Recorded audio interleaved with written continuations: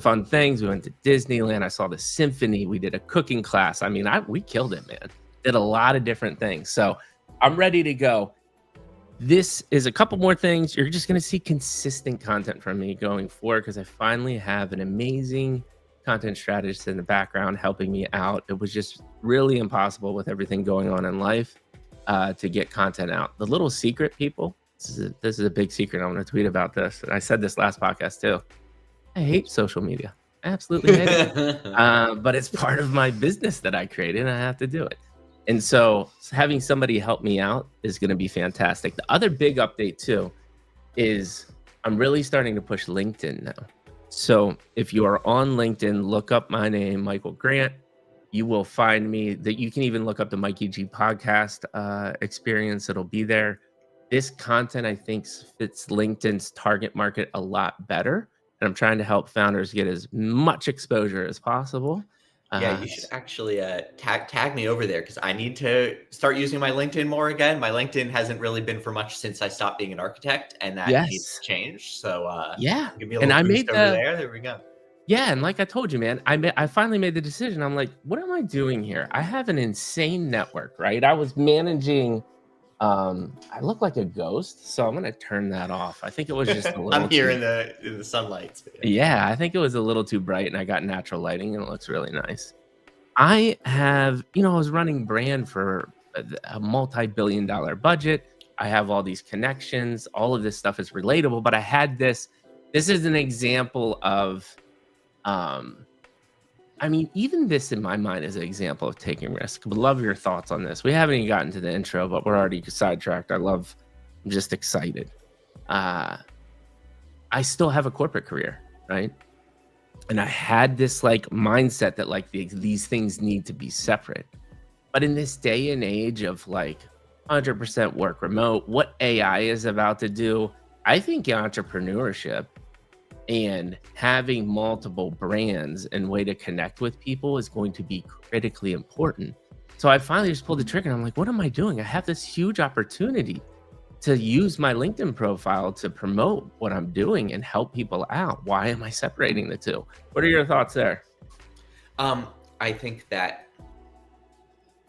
doing additional things outside of the standard, like you're saying, is going to become increasingly critical to having a career, especially like since you mentioned AI, if everyone in the corporate world is all using, let's say everyone uses ChatGPT, right, to help them with their work. Like, yes, it elevates you in some ways, but it also kind of normalizes everybody's work to a very similar kind of output. And so any forms of self-differentiation that are not AI assisted 100%. Or not AI like driven will be increasingly valuable. So different careers and different channels and different things all kind of funneling, like movements towards personal brands, no matter who you are, kind of will be 100%. And the other thing I like kind of what you said while I was listening in as a click down is I think we need multiple touch points. And I actually think one of the things that you're building in the way is personal brands, multiple streams of revenue, which is this multiple touch points idea. But one of the most critical things, and you already see the creators kind of like freaking out because they're like, man, AI is going to commoditize creative community, man.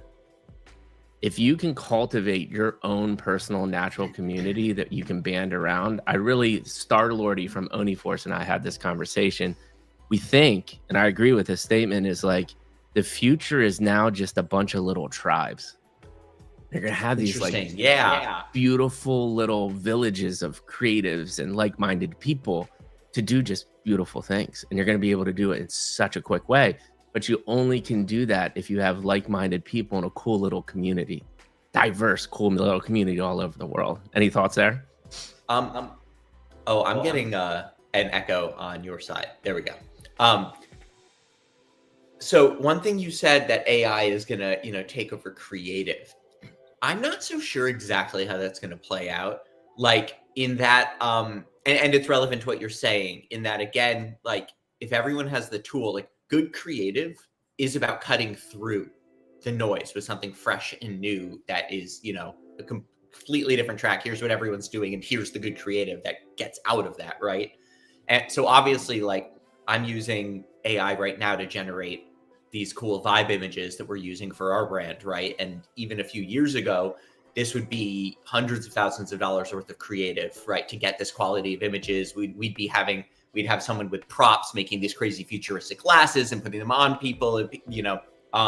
So from my side, this has been hugely empowering, right? But AI didn't give us the idea of what the visual should be, right? That came from us and from playing around and trying a bunch of stuff, and from a very, very talented designer. And so, yeah, it depends. But people, a community, I think I call it distribution, because that is what that means, right? You have a group of real humans that when you make something or talk, they are there and they see it.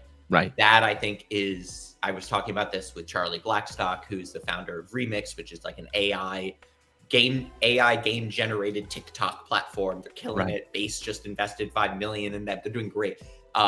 He and I were talking about this on my own space last week. Distribution is kind of the only thing that you can own that is yours going into the future, as 100%. Everything else becomes commoditized, right? A community is real. Beautiful. Yeah. And I think you're absolutely right. I actually think the tools are going to proliferate the most insane creative things probably we can't even fathom right now, right? I agree with that. I think more in the sense commoditized that anybody can do it. So not only is it going to create opportunities to create way more cooler creative, it's also going to create a ton of noise, right? Because I'll take someone like, for instance, I have family members in close networks, right? And the people that are not in AI, they'll upload an image to AI. And let's say you're doing like a professional photo for LinkedIn. They upload their photo and they're like, wow, this looks amazing. But people like me and you, they 100% used AI. And this is the same slop that we see everywhere else, right? And I actually think there will be a large percentage of people that are just comfortable with that, right? But for the people like me and you, it's going to unlock just things that we can't fathom. Beautiful conversation. We haven't even got into the intro. The rest is going to be really about you and the personal brand. So we always start out with a nice little formal intro, and then we got a fun little fact about you. But to start out, you were an architect, man. Kind of like me. You had this kind of corporate career. You were building skyscrapers in Southeast Asia. Then you ran a music blog, made over 150 music videos, which is fantastic. And then you started the Web3 game, Eureka. And now we're here in kind of, I guess I would call this SocialFi platform or InfoFi platform, whatever you want. How would you define that, by the way? How do you define ReplyCorp? So I wouldn't define ReplyCorp as InfoFi or something. ReplyCorp is, we in my game Eureka, we kind of stumbled on this and then created this company to like chase after this thing. Yeah. Which is, we've figured out that you can put applications through interactive comments and through tracking engagement, all this stuff. You can put applications right onto social media. Right. And so it's kind of like there's a 5.5 billion user white space app store sitting there ready to use applications with no applications on it yet. That's amazing. Built the first few ever. Yes. And so what ReplyCorp is it's building the platform to let anybody build these things. And then at the same time, we built a few of our own first, right? So I don't know what to call that.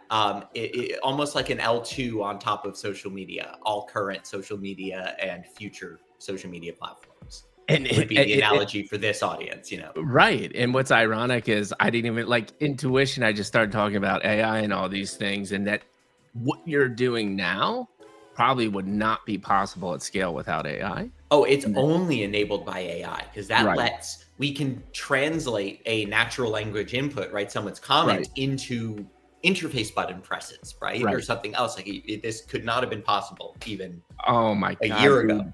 I cannot wait to continue our partnership after this podcast. There's so much opportunity. Come on in. Everyone who uses our stuff accelerates their growth a lot. Oh, absolutely. So this is the most important part, though. I asked Jordan to think of a little fun fact that most of you do not know about him. So what would that be, my man? The thing I've got is that when I was like 13, 14, I was one of the top ranked sailors in the country. It's like for racing. Yeah. I raced these single person boats called Optimists. They have a square front, which is not ideal for a boat. Right. But the challenge is the beauty of it. Gotcha. They're great little boats. Yeah. Yeah, it was, 400 plus kids all on a starting line racing 8 hours a day, 5 days in a row at some huge race in, Chicago or something. It was a wild dude, time. we're totally going to dig into that. That sounds like, I mean, I'll talk about sailing all day. I love it. I haven't done it in way too long. Yes. Awesome. So thank you for sharing that. It's amazing to me just the variety of fun facts that we get about founders. And one of the things that I always find, this is a similarity between every conversation, is the concept of creativity. And we'll get there as well, too. I think a lot of the fun facts from people are a form of creativity, learning something new, leveling up. We'll talk about all of these things. And with that being said, we're here, man. The world famous Mikey G podcast question. How did you get the seat you're sitting in today? Jordan, please give me chapter 1, 2, and 3. To reiterate for the audience that is currently watching right now, chapter 1 is his childhood. And for your future podcast viewers on Apple and Spotify, I appreciate you all as well, too. Chapter 1's all about childhood, vivid memories, parents or parental figures, mantras, work hard, be kind, pay it forward, whatever it may be. Or were you a tinker? You were a sailor, right? So we'll start there. Give me a sentence or two. Going to be a beautiful conversation. Chapter 2, schooling, professional career, entrepreneurship, architecture, which we just talked about. Really here, though, failures, big insights, the aha moments that allowed you to continue to level up and progress. Chapter 3, Web3.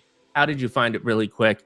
What you're currently doing now with Reply Corp, how you started your game, and then what the future looks like, and then we'll shut it down. That is it. So chapter 1, and before we get there, we're rapidly already approaching 100 people watching. Please, yo, what's up, everyone? Retweet, reply. We already have 6 comments, too. I got to look at those. Don't worry about the comments, Jordan. I will naturally integrate those into the conversation, especially if we have questions. I'll do the whole interactivity as well. But thank you for already commenting. The people that are commenting and interacting, just retweet this. We're going to get as many eyeballs on Jordan because this is going to be a critically important conversation. Probably the most important podcast he's ever done in his life. I'm just going to say that. Oh, has to be. Absolutely. All right, man. So hit me in childhood, wherever you want to start, maybe sailing or something else. Before that. So, I mean, I wanted to be an architect from when I was like 2 or 3 years old. Playing with blocks and staring. I grew up in New York City, surrounded by, some of the most incredible architecture in the world. Empire State Building, Chrysler Building, these things, just from the first moment I was old enough to notice them, I thought they were cool. Right. And my grandfather was actually a artist. He had been a fashion designer and then turned into a painter. Mm-hmm. And my mom was a graphic designer. And so, I was like 2 years old and my grandfather painted for me in his style, like maybe 3 years old at this point, right. All my favorite buildings on the wall of my room. I had the Empire State Building and Chrysler Building. I had the Guggenheim Museum. I had the Sears Tower in Chicago. I had like a number of buildings. Those were all up there. And that was kind of always my dream. But then from 9 or 10 years old, I was very fortunate. My dad had wanted to teach me about the stock market, and he had been saving a little bit of money for a college fund for me, and told me, he's like, hey, like, you're gonna learn about this. I'm 9 years old. He's like, pick a stock or two. We're gonna buy some of that with a little piece of this, and you're gonna pay attention, and you're gonna we're gonna go from there. And I chose Apple stock. And this was in 99 or late 99, early 2000. I say this all the time, man. I just wish I would have taken my student loans from Penn State and just lived in a car and dumped it into Apple. Right? But I mean, this was literally, I was bullish on the company, right? Like my mom was a graphic designer, so we had Macs and I thought they were cool and I thought PCs sucked and I was like, let's go. And that was, before iTunes and the iPod and everything. And so basically from then on, I started following, there was this website, macrumors.com. I was following Apple news every day. Did end up paying for my college with that decision, which was wild. But like day after day after day, I started following Apple and following this guy, Steve Jobs, and his journey of taking this company into what it became, and then watching the whole tech spit, and just watched all of this and absorbed it. And, so from 10 years old, I was like, I want to do that. I didn't know how to do that. So I stuck with the architecture, which was also still very much a genuine dream, right? Right. Dude, you said so much. There's so much to unpack here, and I'm really excited about this. I'm actually gonna go, if you're open to talking about this, is your parents sound really cool. And yeah, okay. Sure. They sound really cool from experience wise, right? Yes. And again, we don't have to get into like super personal stuff, but I'm interested in the fact of looking back, like either your mom or your dad or both, like what do you think that number one thing is you got from them? What is that number like reflecting, like, because it sounds like creativity, or my mom risk. Was creative. Yeah. And smart. She was the cool one. My mom grew up in New York City, and at like 15 years old, my mom was putting on roller skates and sneaking out to Studio 54. Right. Dancing around in the middle of the room. Like my mom was cooler than I'll ever be. Which was always helpful when I was growing up and a little nerdy good kid, and she would say like, no, you can't go to that thing. That's not okay. And I'd be like, she would know. I was never super rebellious on that way, on that front, on other things. Sure.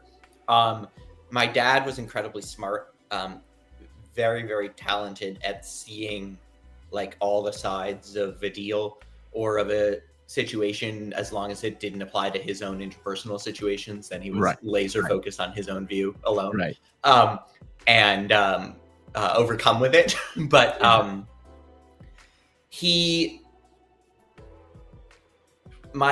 guess like the two things that come into my mind when you ask this kind of question are from my mom always being like, if I did something and she got mad at me, I'm like, this is, oh, my friends are doing this. She's like, I don't care what anyone else's kid does. I care what you do. Like, that's all that matters. Like, don't worry about anybody else. That's beautiful. You're defined by the things you do.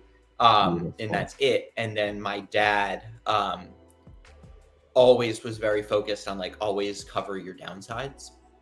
Talk to me a little bit more about that. What does that mean? He would love that this is what we're talking about here. Don't like always have your plan, but always know what you do if it doesn't work, and always be okay if it does. Always protect that downside risk. You're right. Like know what happens if the plan doesn't work, and be prepared to not have that like kill you, basically. Right. Like, and that applies to everything in life, dude. Not just now. Obviously, I've taken that into being a founder of a company. Like we're talking because I protected Eureka's downside by building a separate tech company, because Web3 gaming takes time and is a slow growing industry. But people have been shutting down. Here I am with something super cool that's going to help it. Yeah, this is a beautiful topic, and I talk about this a lot because there's two, and I'd love your perspective, because from a founder perspective, this comes up a lot. And I'm actually in your camp, right? I've always had an entrepreneur spirit, just in the idea, like I literally was called Yo-Yo Mike for a while, which is because I had 1,000 ideas and I would start going down the path of one, and then I'd just get excited about the other and I couldn't stay on track. Yeah. But one thing that has never changed, I am just not comfortable saying like, let's burn all the ships. I'm stuck on an island and I got to figure it out. Right. I've always treated it as a side hustle because it's more comfortable to me. And then obviously I'm a little bit older when I had my revelation that I wanted to do this. So the risk is more calculated. What do you think the importance of that having, like, obviously you were trained by this, but you've seen both versions of how founders are successful. What is your perspective on this whole concept? I think that this is the hardest question, and I think about this. Yeah. The only successful founders are ones who knew that they could do it and didn't listen to everyone else who very justifiably told them, this is an insane thing to do. You're crazy, right? This is right. And because it is, and you are, but you have to believe in yourself and do it anyway. But you have to be right that you can. Because if you don't have the stuff, if you're not going to be able to pull it off, then you should not do this. This is an insane thing to do with your life. You're taking a gigantic leap off a cliff and building an airplane before you hit the ground, which is how I've heard it described. And I'm on my third airplane now. And I'm still managing. I haven't hit the ground yet. It's, so like you have to trust yourself and believe in yourself, but you also have to be right to believe in yourself. And you're the only one who can figure that out. And there's nothing I've thought about more in cumulative hours in my life. Well, I guess, a few like personal things that have happened, but other than those, there's nothing I've thought about more than like, can I do this? Yes. But I have thought I could since I was 9, right? So that's pretty strong motivator. Jury's still out, I guess, right? But but this is the great follow-up.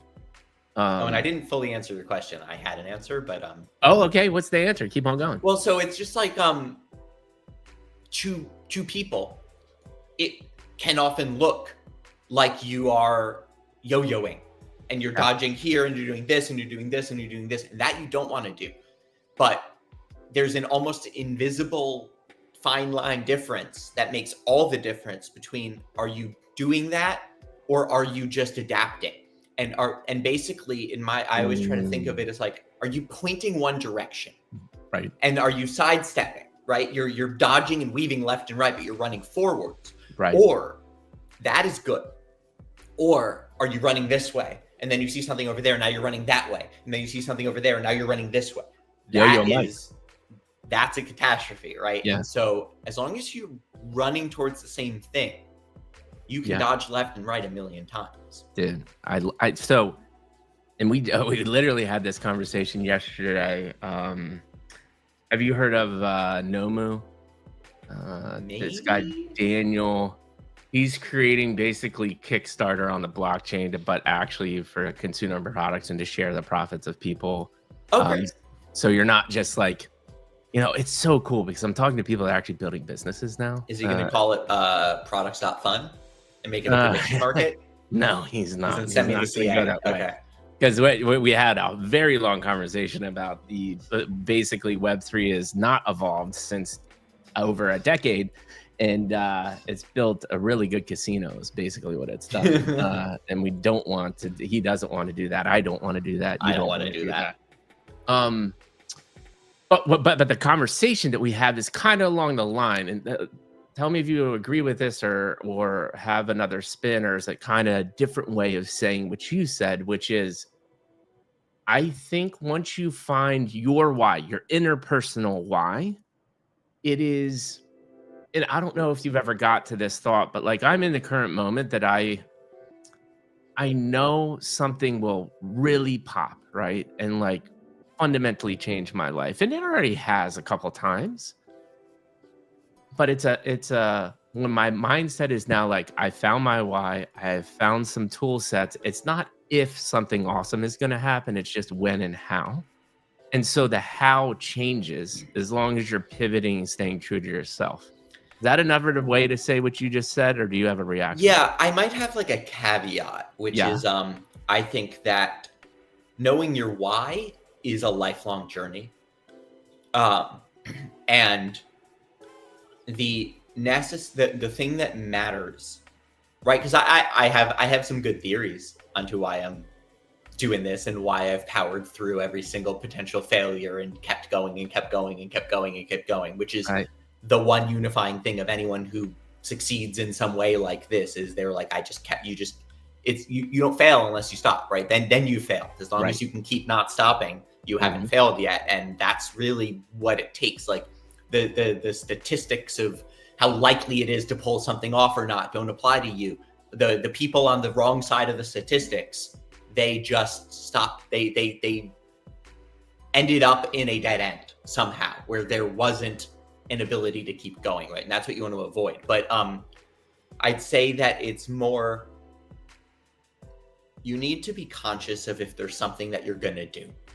Like people, this could be, you know, cheating in a relationship. This could be quitting your job. This could be any number of like thing, like people know they're going to do something and it's like determined, it's inevitable that they're going to end up doing it and they don't realize it. And they spend years like delaying it and kind of ignoring it. And like, if something is true about you, it is true about you. And if you don't want it to be, the only way to get there is by first acknowledging that it's true about you and like knowing it and then starting to figure out like, why is this what I'm going to do? But so I've known this is what I'm going to do. Dude. And I don't have another option. Yeah. And so I've leaned in. And that is in essence, so that is a burn the ships mentality when it's commitment to what you're doing. But on the flip side, and this is why I love these conversations, because we really do center around the same principles, which is, you know, taking risk or working hard over a long period of time, but there's still grays within that. Because I agree with you said, but on the flip side, we're also talking about there's also calculated ways to do this to cover your downside, right? But we just talked about mentally being laser focused because you figured this out. Dude, we've already been talking for a half hour, by the way, and we've gotten nowhere. Well, we've gotten a ton within exactly where, but nowhere in the sense of the chronological pace of your childhood. I do want to ask though, I mean, we could talk just for 2 hours basically on up till you're 10 years old. So, but I do want to ask two more things. And then we can kind of get, you know, progressing more towards high school and chapter 2. But the first thing is a fascinating topic for me. You were 10 when your father started helping you understand the concept of finances and money and investing. How reflecting back, how much of an impact do you think that has had on you? And any thoughts there? Oh, I mean, gigantic impact. Now, I mean, again, I come from a very privileged position of my dad was in finance and knew a ton about this, right? 100%. And, you know, very lucky for that, even if, you know, obviously interpersonally, there were flip sides to that equation as well that I wasn't super happy about. Of course. But, it, you know, overall, very positive for my life. And what I think, like, it's not like I learned great investing rules other than patience, right? And like stuff, because it's not like I wasn't trading. That would be an insane thing for a 10-year-old to do. Mm-hmm. But I think it's like the company that I picked was about to go on one of the most successful runs any company in history has ever gone on in terms of making right decisions. Right. And coming up with and executing a long-term strategy, and then all of these industry everything I know about tech came from this, and from the tech industry, right? I am not a dev. I have learned a lot. I was a math major in college. I have the ability to understand proofs and all this stuff, and so I can like troubleshoot with my dev. But what I understand is the space that I work in. You know, the space of technology, the space of content platforms and social media, and just how technology evolves in these 1 and 2 decade cycles of dominance of different industries and topics. Like we are on the, I know it might not feel it, but we have already topped and we're kind of on the downtrend of the dominance of the major social media platforms being the single figures that control everything on the internet. that is cracking and changing now and starting to evolve. And that's why I'm very excited to, like, this is a great moment to disrupt things. You don't want to be the disruptor at the peak of the Roman Empire's power, right? You want to be the disruptor as cracks are already starting to show. But so no, I think I learned, to get back to your question, I learned about the industry that I ended up wanting to work in and fell in love with it. But I think by markets, it gets you really thinking about mass psychology and about organic systems that behave in very predictable ways, even though it's unpredictable. It's chaos theory. It's how I view the entire world from, in politics and world events, and just like, you got to be good at guessing what's going to happen to do this. Yeah. That's the simple way to say it. Well, I'll tell you this, that what I heard, which is really interesting, and I believe in this, is we were talking about the impact of finance, but the real impact is it gave you insight into culture, how business works, interest in tech. So you're forced to think about these other things when you start going down the financial rabbit hole. And I think a lot of people immediately go to like, here are my investing tactics. And but I loved your take. And it's absolutely true. Once you start looking at businesses and how they work and what's successful and what's not, that is almost even a bigger level up than just understanding what stocks to buy and how to short and long things. He was hoping to impart the latter on me. Right, he was hoping to be like, oh, look, money's cool, right? Investing is cool. Here's all these things. And I was just like, no way, like running like businesses and tech and strategy and all that, which he didn't mind, obviously, right? But I've never found money itself interesting as a goal. Obviously past, being able to afford food and your rent and healthcare, which is fucking thing in this country. But like, aside of that stuff, like I like money is a means to do things. Yes. For me. Yes. And so I want to run companies. I don't want to make $1 billion, right? I want to have, like, my goal is I have an idea and I think it's cool. And a few weeks later, I've got a team of people building it and a whole bunch of people using it. Like, that's my dream. So beautiful, man. This is just such great insights. All right, the last one, I promise. Beautiful insight. I love the take. Again, yet just another gray, right? We start off, I'm thinking I'm going to get the typical response of like, here's how to invest. And this is how. No, I don't have any investment tips for anybody other than if you believe in something, be patient. That's I'm not the best. I'm a good long-term investor, but I'm a terrible like our industry short-term swinger trader, whatever. Right. But that's even a beautiful insight. I actually think patience and long work over a hard period of time is the number one key to success. Warren Buffett would say, right? Oh, 100%. Look how, and I've seen that. Like, it's actually having hundreds of conversations with founders. That is the number one data point that comes up time and time again as a key to success. So I actually had the data to back that up through conversations as well, too. All right, this is the last question about childhood, and it will evolve into the middle of your life, which is architecture. But when I think about architecture, there were two things that you said that were really interesting. One, there was this inherent just love about architecture. So I'm interested in where that comes from, because it brings up, and this comes up a lot in the podcast, which is just like this feeling and inherent love for something versus learned over time. It sounded like you had a little bit of this inherent love. And then when I think about architecture, I think about creativity. And I'd love to just get into creativity after you explain the architecture motivator there, because everyone has a different take on what creativity means to them. So let's start with the part one, which is architecture. Yeah. So, I mean, I've been an artist my whole life. I was most prolific as an artist in school. Most of my favorite drawings I ever made are from high school and college on the back of worksheets and homework and stuff in class. I was never great at paying attention in class.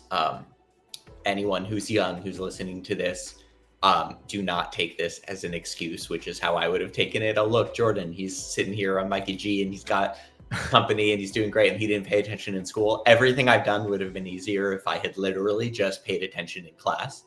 I could have then done better on my tests without doing the studying that I didn't want to do, because at least I had heard all the things the teacher had said and remembered it. Like literally, like if you're smart and you think you're smart and you don't really need to try super hard and you get okay grades, that's going to catch up with you by the time you get through college. I promise. Unless you're smarter than me. And then I don't fucking go for it, man. Sorry. I don't know if I can curse on this podcast. You can. Drop it, brother. If you're that smart and if you don't need to try that hard, the only thing you then need to do, if you don't want to do your homework, you don't want to study for the test, sit for those 45 minutes and pay attention to what's on the freaking board. Yes. Like, oh my God, that is the cheat code. That is the easiest thing you can do to end up doing fine on all your grades. That's my tip for you school kids. They are there. They are giving it to you. Right. I should have done that more. Anyway, so I was always an artist. And as I was said, like my grandfather was an artist. My grandfather's dad was a tailor, which is like for very, very nice suits back in Vienna. And so it's like, artistry, but very like geometric form based artistry, right? My mom was a graphic designer, has always been in my family. And architecture is form, right? And when I say form, and I say like art, there's like kind of two sides to it. There's the colors, right, and the dynamic ranges and everything, and then there's the relief. There's the positive and negative space, right? Here's a circle, and then here's the space around the circle, right? I'm not great at color. I'm not. I was very talented at like pencil drawing at the time. I did a lot of that, but like technique isn't really it. But in terms of positive and negative space and like form and shape, I can see a 1 pixel difference on something being off center, right? Or like something slightly crooked. Like I can just like see that shit. And I can, construct a whole building in my brain and like see it in front of me and change its shape and stuff. Like this has just been something that's been in me my whole life. That's amazing. And so you are more on the form side, but talk to me just a little bit about deeper, like, what does creativity mean to you? Because we have the conversation of like, drawing and all of these different things are actually tools. It's not really creativity per se in my mind, but what is your take on it? I thought a lot about this in my life, and I have always wanted to know the why on something, like that cliche of that kid where he's like, why is the sky blue? And then you answer and he's like, okay, but why is that? Right. And you answer and he's like, but why? Answers, but why? Like from 3 years old, 2 years old, like the second I'm at why? And like, down to the atom, right? Or up to the whole universe for any question. It's like always where I was going and wanting to understand. And I think creativity is about seeing things as they are and not as they're defined, right? Like the very simple thing of like, here's a pencil, right? Like, what else could this be, right? And it's like, are you thinking about like, well, its purpose is to draw, or are you thinking about it as, well, here's like, it's a stick and it's made of wood and there's graphite and there's this metal and there's a thing. I don't need to do some stupid explanation, but you know what I'm saying? Like, and if you think about the reasons that things are a certain way and you can break them down into their parts, this applies to interpersonal things with people and their decisions, right? Like this is what psychiatrists do. What are the reasons why you do act in this way, right? Or you think about it in terms of companies, right? You see Apple release some product and you don't think like, oh, they do this, like, what are they doing? Why is this what they released, right? Like if you, and this is like incredibly important building in a new field like Web3, where I've never liked working with infra providers for things, right? No wallets as a service, marketplace as a service, this is a service, because you're just taking someone's definition of what this thing should be. Here's what a marketplace is. And then you're using it as a marketplace instead of thinking, what is a marketplace made of? What is its reason? Okay, we're trying to make the best way for people to exchange value between each other. What is that for the thing you've built? Yeah. And if you do it like that, you end up with something uniquely strong for exactly what you're doing. And then it does better than everyone who just used the standard explanation or definition or version of something. Right. And then everyone goes, why is yours working? And you say, because, I built it from its parts. Like, I don't have everything is made out of parts. Every from, who ends up president to what companies succeed to why you're hungry. Like, I don't know. You know what I mean? Like, yeah. And you nailed it, man. And I think that's creativity. You absolutely nailed it in my mind. But yet again, just grazed an interpretation. Your interpretation was so beautiful on just the importance of why. And that's how it's just how it provokes different thoughts. Now, what's interesting to me, in quote unquote successful people, and like I've said, right, I've talked to a lot of founders, there's a really amount of like successful people, when I ask the why, they do not have a clear answer. When you're in that situation, right?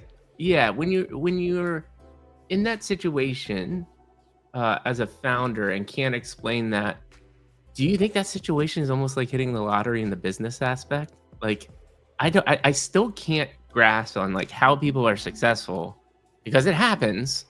And they don't understand. They're not fully understanding this concept. Well, so as a caveat to this concept, this is I think it's really important to believe as few things are true as possible. Like, and to be incredibly specific and require a gigantic amount of evidence and reinforcement to really be like, this is a true statement.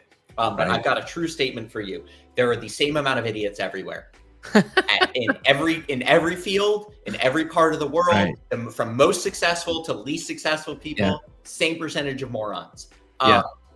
Luck plays a huge factor in everything. People can, like you're saying, someone can end up the CEO of $1 billion company and have absolutely no idea why they did that or necessarily how it even happened, other than they're very narrow, like, here's what I was doing, right? And it can just work. And there is nothing to learn from that other than that can just, other than to not learn something from that. Yeah, no, there it is, man. This is my interpretation of that. I think everybody, and I agree with this, you should learn from every experience, but a learning is, this is a situation where I learned nothing and I don't want to do this again, right? And I should not put myself in this position or be around these types of people. It's just the flip side. Some more grace. Dude, beautiful conversation so far. We've already been talking for 45 minutes and we're still on chapter 1. We really need to start progressing here. Let's go. It's been beautiful. We are rapidly approaching hundreds of people watching on all of our different platforms. So let's do the thing that I hate doing. I have to cut in. It's interesting to me. I love your concept on this. I mean, I watch podcasters. One of the Diary of a CEO. Love that guy, right? He talks to really influential people. Totally different vibe from my podcast. But this guy has millions of viewers, millions of followers, and he still has to every episode say, hey, I see the stats. Like 50% of you actually follow me.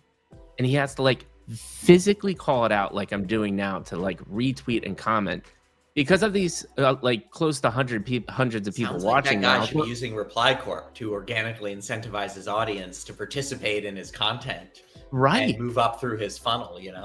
So here's a question: how can we utilize your technology right now? Because I think what we're talking about is critically important. Is it just replying in our live stream saying well, so we've got a bunch of people like listening and commenting who are here, you know, who are coming from ReplyCorp basically. Right. This is just good tech. Right now we are running this campaign. It's the first use of our product Reply Web. And how it works, we're doing it for our airdrop for our coming token launch. Yeah. And basically to enter, all you have to do is engage with someone, or who has made a post or comment tagging us, or make your own post or comment tagging us. You're automatically in. Anyone you engage with, anyone who engages with you, they get connected to you like an attribution or a referral. And you don't just get connected to each other, but to each other's entire connections, right? So it's 2 degrees. But then come our pre-sale, you're going to get airdrop based on how many people you're connected to by our token in the pre-sale. So it's purely focused on that, right? So a makeup company could use the exact same product, put some money into a prize pool. Anyone who thinks they can help sell their makeup on YouTube, right? Just starts making their own videos, making their own content, engaging with each other. And then the company doesn't need to worry, because the only time rewards will flow is if someone actually buys the makeup, and they will only flow to people who actually provably helped influence that decision. So the people are in the audience right now chatting because they've all become friends with each other, because they're all commenting on all of each other's posts, because they're all getting connected and finding new people and bringing connections. And as part of this cycle, I'm not actively doing anything. It just is working, right? As tech. And so that's, you know, so love that response and explanation, but that's more on the tech side and how the web works. I'm more asking for me right now. We're in this moment, right? Yeah. And we're trying to increase engagement, but in a meaningful way with messages. What is your recommendation on how to use that tech? Is it more just me commenting? Since you're not like, you know, selling a product, you are your product. Right. This is Reply Points, which is the other thing that we offer. And we're working on the yin and yang of these two products together. Right. But basically, you have your own personal points leaderboard. You make Mikey G's, right? That's the name of your point system. And anytime anybody comments, likes, reposts, shares your content on your social media platforms, they earn your points. And you say, okay, it's going to be 1 point for a like, 3 points for a comment, whatever, right? People are getting these points, and then you reward these points with something. Interesting. Not necessarily directly with money. I actually recommend it not being directly by just doing a giveaway, right? Like something more interesting, but something that your community that you're looking for would care about. Exactly. And then it just aligns you together, right? Oh, dude, beautiful. I mean, like, you know, it's private one-on-one sessions with me, right? To pick my brain about all of the things that I've learned over the past 5 years, talking to people like yourself. Like there's so many things to do. Question: can I make the Mikey G points right now, or is that okay? So no, it's a self-service product. It's live. But do I have to go to the leaderboard to make the Mikey G points? Because like right now, I can't say, people, if you like the content that you're hearing right now, when you sign up, so if like later today you went and signed up, you made your Mikey G points, you got your leaderboard, your profile page set up, and you announced it to everybody. When you sign up, we backload all the engagement from your last 100 posts, so that your entire community starts with the points, and your top community members are already number 1, 2, 3, 4, 5, and then you share that screenshot to them, and they go, "Oh my God, there I am! Look, I've been rewarded for I've cared before there were points." So yes, you could say to anybody right now, if you're going to start using this, that any engagement that they make on this space is getting them Mikey G points. So here's a tech recommendation. Don't know if you have this, if AI can do this. I feel like the leaderboards, because obviously one of the downsides of what you're doing is there is a lot of noise, and there's a lot of just people replying with the hashtag reply or trying to get the points by meaningless content. Can I reward or give points to people that are actually adding value? Because I think that's a huge unlock. I've got a really different answer to you on this question. Okay. So I call bullshit on this entire concept and on our entire industry trying to define this concept, and on any company that may or may not be my competition who is trying to create complex AI algorithms to try to define valuable content. I call bullshit on the whole thing. Interesting. Because look at how much my company is growing right now. It's valuable. What you don't, everyone is conflating two things. Like, I do not believe that a well-written 2-paragraph, super insightful post is more or less valuable to me than a silly shit post, than a funny meme, than somebody just saying GM consistently day after day. Interesting. I don't think I know what content I engage with more. Right. I have responded GM to somebody, or laughed at a meme and written something, or enjoyed a stupid, silly joke. Right. So much more in my life than I've read the entirety of what someone writing valuable content has actually read. And I bet the same would be true for you. And the problem isn't in that. The problem is that it's bottable. To do this, it's not low value, it's exploitable content. A human doing it is very valuable. It's that a bot can do it, and then you get exploited. And so that's why I see this entire thing as an incentives issue. If you're not just raw giving away money for people who hold your points, if, for instance, let's say that it's a 30% discount on something that people want. Right. That's not valuable to a bot. They have to spend money. Bots only make sense if they're being given free money for their action. And the only reason people are trying to define valuable content is because they're incentivizing bottable behavior and rewards, and they're trying to avoid giving those rewards to the bots. And I think that is a fundamentally failed premise, and it is not a solvable problem, because in cyber defense, in game cheating and all the things, the attackers always have the advantage. There will always be a better bot response that then the detection is going to have to catch up to try to catch. And as AI goes, this is going to become impossible. So I think it's a dead end. I think everybody who's trying to do it is going to fail. And this is why ReplyWeb does not reward all these people, everyone doing it. They're not getting rewarded for engaging with each other and making the 70,000 almost posts that so far they have made in 12 days, tagging us. Right. That they are not getting rewarded for that. They're only getting rewarded when someone spends money. And so bots are irrelevant and invisible in my system. And so, but of course we could, on your points, if you wanted to reward people for thinking extra hard and writing a thoughtful comment, the tech exists, right?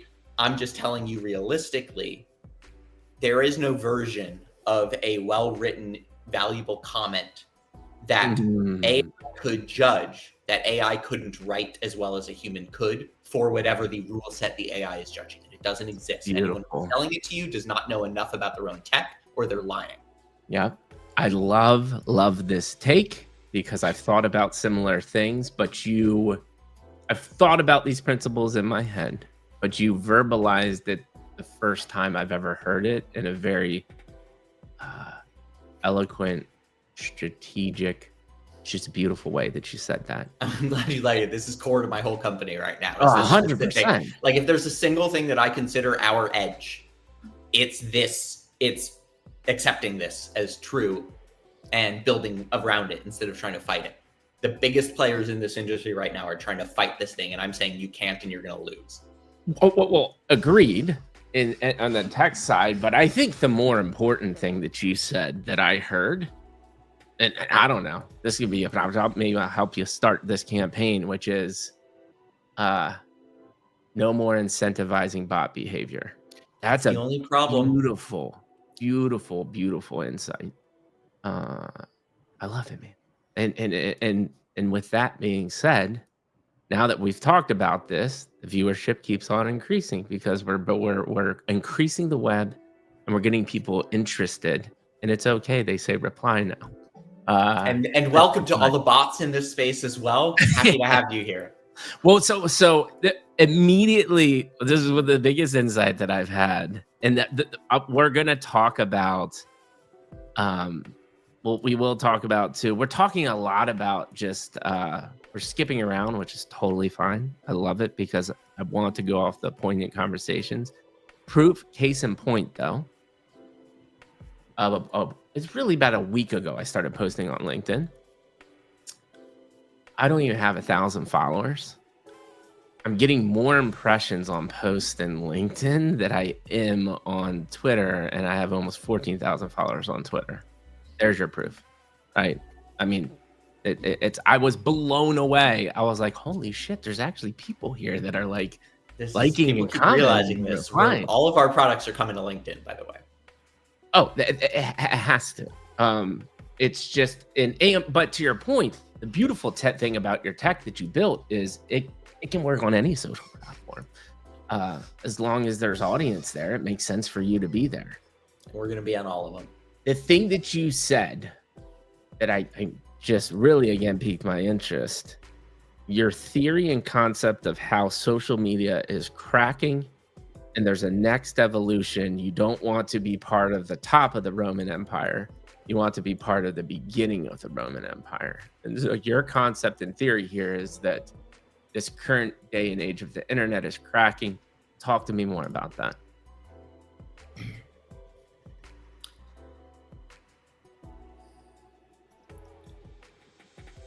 So Google, right?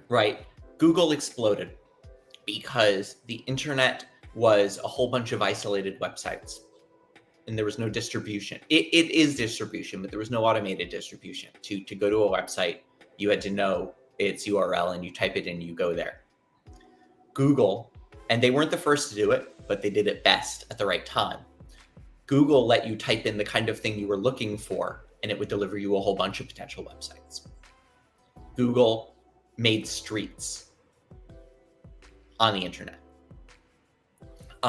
and allowed us. It was or a phenomenal public transportation network, right? It allowed us to see the map and move around it, right? Huge unlock, dominant for 10 years, right? And then a transition started to happen, which is social media platforms started to roll in. Yep. And social media platforms started to take more and more of people's time on the internet, where instead of being on the internet, on websites, they're instead in this one place, this social media platform. And so more of the internet started going to where the people are, right? Mm-hmm. Because that's where they were. And the advantage social media platforms had versus the internet is the social part, right? Instead of the internet just being individual people alone, and then there's websites. And of course there were chat rooms, but those are also thought of that they were these enclosed spaces, right? Sometimes networked together well. But it was a huge advantage. Oh, all my friends are here. Mm-hmm. Now the internet is social, and that outcompetes raw content. Mm-hmm. And so all of a sudden, the rest of the internet starts putting itself into social media. And there's this kind of period of transition where more and more of anyone's individual experience on the internet is on Twitter, on Facebook, on Instagram, on Reddit, on TikTok now, right? Like on these, right? And so way more of the content of the internet has been moving on to these platforms. Yep. And that is a direct kind of waning away from Google, the Google model.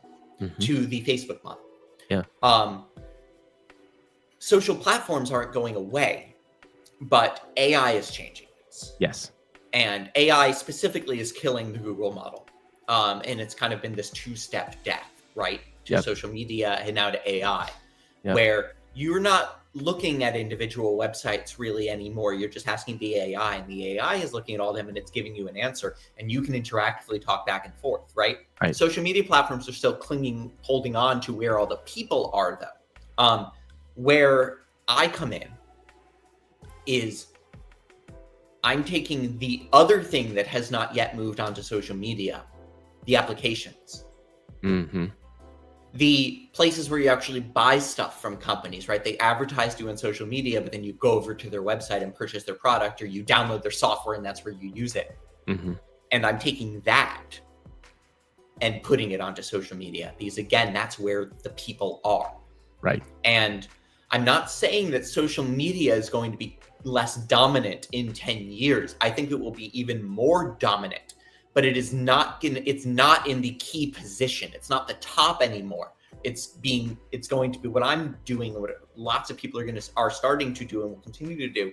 It's going to become more commoditized. Yeah. Where it's this given, right? It's social. We're on these platforms, but you're interacting with them directly less. And it's more, that's the foundation of what the internet is. It's this social media platform, all interconnected into a web. Mm-hmm. And we're doing everything on it. And the thing you're interacting with is going to be those things you're doing on it. Right. And they're going to be the infrastructure. And so that's the future I'm building towards by connecting them all. And, you build one of my social super apps on my platform and you launch it on Instagram, Twitter, Facebook, LinkedIn, Reddit, right? In different forms and each, but that's where it is. It doesn't necessarily matter which platform people are interacting with it on. They're your users. We've put you a level above, removed from caring about, I got to be on TikTok. Yeah. So, right. So the only other thing I can think of, and I'm assuming you've talked about or thought about this, is we're rapidly also approaching real-time AR wearables. So all of this is in environment. Holodecks are even like a conversation, right? Which is insane to even think about. Are we convinced that the main way to consume information via these devices are still the social networks? Or do they have their own platforms that you're going to have to develop to make your tech work? They would like to. Right. I think this is one of the reasons why at least Facebook or Meta has been very invested in trying to create some of this end user interface technology 100% for this, because otherwise, if you're interacting with Facebook through ChatGPT, Facebook doesn't own you anymore. ChatGPT does. Whoever owns the actual interface that the user is using to interact with the thing owns them, right? Now, you can still make a ton of money. We are likely right now on Amazon Web Services, right? But we're not Amazon doesn't own us, but they're still profiting gigantically off of it, right? So it's not like a death knell, but it takes you out of that position. And if your whole business model is being in that position, is being how you're, which Meta's is, they need to hold on to that.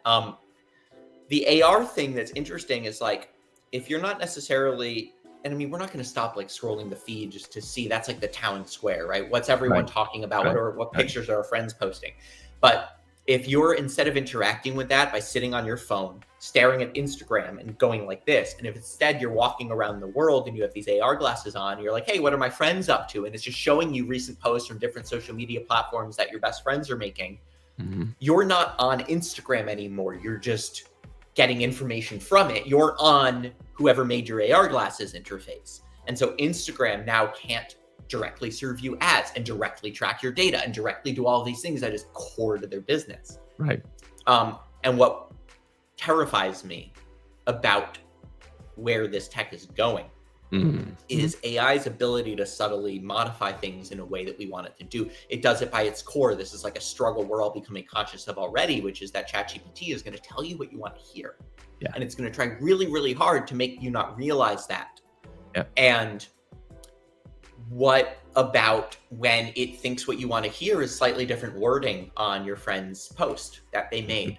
Or maybe you don't want to see your ex in a picture of your friend group, and it just removes her from it and shows you the picture. Or in real time, literally, thank God the hardware isn't there yet. But from a software perspective, right now, we could in real time remove homeless people and trash from the sidewalks of New York as you walk around. Right. That's terrible in terms of us actually living in a single world that we all share together, right? It's bad. And we can literally already do it. and we have to aggressively think about that. Sorry, we're really off topic now. No. This is why I do what I do, man. So agreed, right? One of my favorite conversations has become a guy I believe in too is Think Agents, which is really kind of open source owning your own data, because all of this stuff is gonna get wild. It's tangential. It's not exactly what you're talking about, but like the concept that we're at this other intersection in life where like everyone's like, oh, the internet's free. And it's like, no, people, it's not free. You're paying it with your data, right? And now people are wanting to marry ChatGPT and agents. They're giving their deepest, darkest thoughts. Like you're pouring your entire life out to these They're ending people. up in mental health crises because of conversations with them. Like 100%. Yeah. Dude. We've gone down so many rabbit holes, and this tech sucks right now. Like it's magic, but it sucks compared to where it's going to be. Yeah, it's magic. I mean, I just watched a video. I mean, it's the ex-CEO of Google, Eric Schmidt. It's like, guys, you know, the people, and I feel really privileged, and I think this is something I would love your take on this. I don't think people realize that are listening to this conversation, people like you and me, I understand this, and I'm sure you do, but the people that are listening to this, you are in such a privileged place in the history of people because you understand what is about to happen. And most people are just oblivious and don't believe it. And so you're creating companies to try to fix the problems that we're going to see in the future and how to engage and fix those.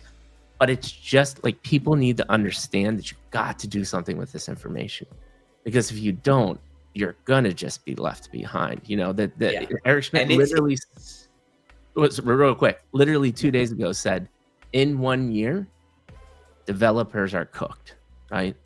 That AI is going to be so good that you're going to be able to create a product from scratch without knowing a single line of code. Like, think about the power of that. Go listen to the last episode of Jordan Talks to Smart People with Charlie from Remix. This was the topic of the episode. What does it look like when anyone can wake up, have an idea, build it, and then it exists, right? What does the world look like when software has no value anymore as independent technology, right? And what does still have value in all of this? I completely agree with you. And the effects of this kind of thing, even pre this, like the whole, whatever your side and take on the political situation in the world right now, to everybody listening, there is, in my opinion, there is a cause, and it is the internet. Right. I think that anyone who's telling you, and you can literally go back through history. 100%. Go look this up. You can go back through history, and every single generation of people has talked about how the kids these days, they're lazy, they don't have the ideal, they don't have the thing. It's clearly not ever true, because here we still are, right? Like, we have not been, people are the same now that they were in ancient Egypt, right? That they were in 1900, that they were in 1100. People are the same. People are the same right now as they were in the 60s, 50s, this like world that we're like idealizing right now, right? The difference is now we can hear what everybody thinks. And we, as a society, we were not set up to know what everybody thinks. You used to only know the opinions of the people in your, friends and family, and your town a little bit, right? And so you could kind of just live in this safety bubble of I am mainstream and normal, and I live around people who think the way I do, and I feel safe. Right. And no, people haven't gotten crazier. There were always the same number of people with all these different opinions. You just couldn't go online and read them constantly. We're all right. And so everything's collapsing because we're all we all think it matters how different everyone's opinions actually are and everything. When if we just accepted that and realized it wasn't going to change what our day was like,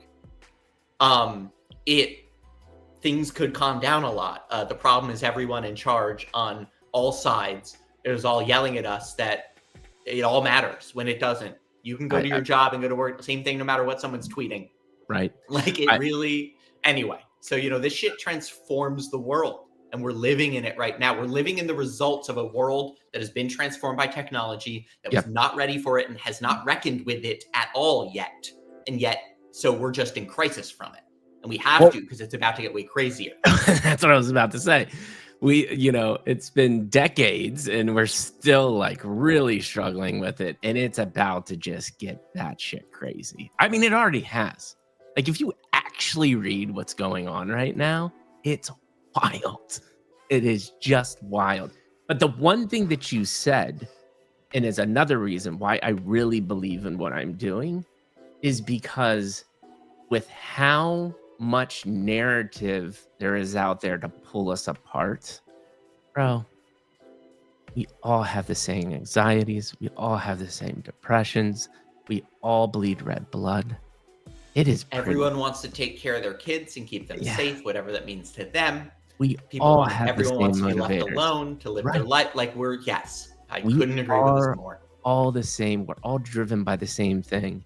And of course, there's huge differences between people and what they believe and they think and how they want to live their lives. But there's way more that's the same. 100%. And the argument I always use is there are multiple viewpoints of religion, one of the biggest ones, right? And I don't like to talk about religion and politics much because it always turns it controversial. But the reason why I bring it up is back to this point. I love your take on this. If I boil down what majority of religions and what they're trying to say, they're just saying be present and be a kind human being and try to help the world out, right? Yep. But yet there's so much animosity, so much hate around you better believe in what I believe in. It's like, guys, girls, ladies, men, it's the same shit. And just be a good human being. And so... And you've got the same right to your trappings of that as anyone else does. 100%. Man, we're just crushing life right now. We are just helping people out. At least we're talking like we are. But I tell you this, I mean, there is no way, there's no doubt in my mind. We already have comments saying this conversation is mind-blowing. There's no doubt in my mind that somebody listens to this and is not impacted in some meaningful way. And that's ultimately what we're doing again, too. I hope so. Incredible. Over 200 people watching now. We need to get this higher, people. Do the Reply Corp. Get Mikey G points are going to be a thing by the end of the day. Mikey G points are going to be a thing by the end of the day. But dude, if you really recap all of the things that we talked about, like the importance of finance, but understanding markets and businesses, the mantra about just being yourself, the downside to risk, what we just talked about with technology and the impact of the world. There are so many nuggets in this conversation. You'll be crazy if you just don't like, reply, comment, get the word out, because we still have a little bit to go. Jordan, I want to make sure I'm cognizant of time as well. I have another half hour, but I don't know if you... All right, perfect. And so we'll use this next half hour. Let's do this because we've covered a lot. We're moving really into chapter 2, but I want to get quickly to chapter 3 as well. So we're going to do the TLDR of chapter 2. We're going to have many more podcasts and conversations. I can already feel it. But I do want to give you the opportunity to talk about that moment in your life of architecture, entrepreneurship, and maybe just a little bit chronologically, like setting the stage of what happened in your life. And let's do 1 to 2, or maybe 2, like really big insights that kind of help you in your mind progression forward. I think that it's the ones from earlier in the space. Okay. I think that you don't need to, understanding your why is a lifelong thing, but knowing who you are and what you are going to do and accepting that and going that is key. Not lying, right? Like to yourself about something. Like even if the answer is I'm a shitty person, right? If I'm going to steal from this person, don't know that you're don't be surprised when you do something. Right. If anytime, like I was talking to a friend a while ago. I was like, I don't know if I need therapy or I don't know this. And I was like, I'm a general believer that most people could be helped by going to therapy for a bit at least. And 100%. I'm like, are you ever in a social, and I said to them, I was like, are you ever in a social situation and you say something and like you wish you didn't? And you're like, damn, why did I say that? Like, that's what therapy is for. Because there was a reason that those are the words that came out of your mouth. You were trying to communicate something, you did it badly, but like you should have, like, the first step is knowing you're someone who is going to say that thing. Mm-hmm. Right? I used to put my foot in my mouth all the time, defining characteristic of who I was. And once I realized I didn't enjoy being surprised by my own actions and that it felt pretty dumb to be surprised by my own actions, at minimum, I should know this is the kind of thing I'm going to do. Right. That is the critical step to then not doing it, being right. And so I think it's the same for like everything in life. Right. Know who you are and what you're going to do. And then you actually are in a position to make a decision about if that's who you want to be and what you want to do. That is just, it's so beautiful, because we did talk about this earlier, but I think you just said it in a different way. And my version of this is too. So like, we're really talking about sense of self, and this is your version of getting there. My version, unfortunately, came through like horrific mental health breakdown, because and sometimes this stuff is like primal, right? And in my version, it was, which was, I had traumatic, events in my childhood, and my primal instinct was just to shove it all down, right? And so, to your point, I didn't even have the concept of like, why am I doing this? Because I was just avoiding that conversation until it blew up into like, I have no choice to understand it in this situation. And Right. And to your point, you can do this very early on by asking those simple questions of like, why did I do that? And if you like it, great. And it's also still good to understand why you did that, right? Like there's right. And it's addictive. Like, it might sound like it's hard, but once you start thinking about this way, you naturally want to dive into it. Because like you described one step, but it's two steps, right? Is first, there are things from my childhood that are affecting how I'm behaving right now. Right. And that's the thing that you like ignore. Right. Right. Once you accept that, you don't need to understand what they specifically were and how and why are they affecting how I'm behaving now. That's a lifelong journey. Right. But identifying, okay, these things that happened in my past are causing me to do things today.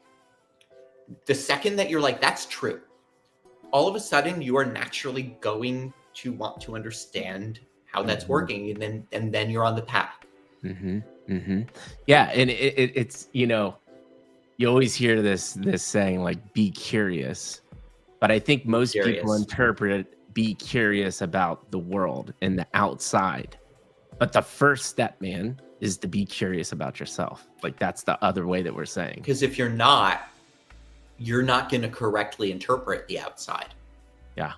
Because it's being your vision is warped. Everyone is wearing, funhouse mirror glasses.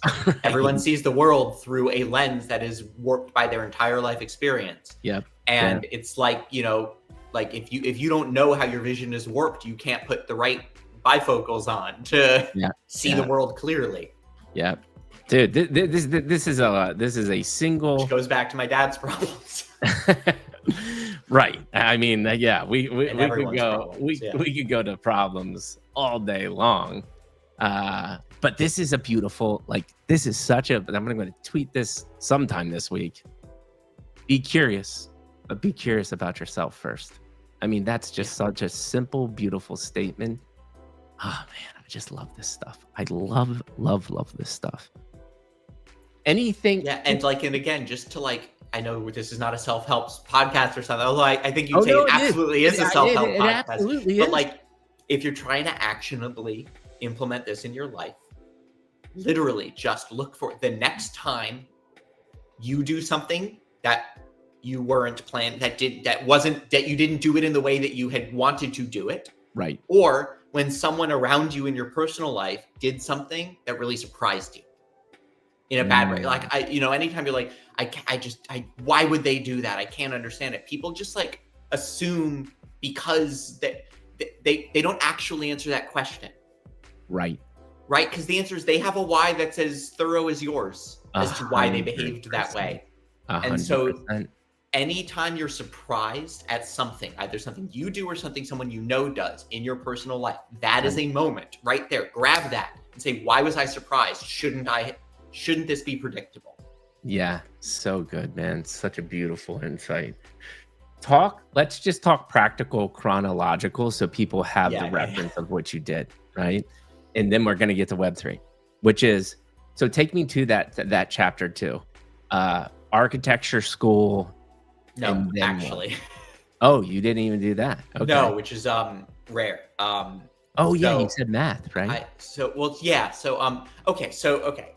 I wanted to be an architect, grew up in New York City, and summer after 9th grade, first summer in high school, got a internship at a really small little local architecture firm, just doing internship, right?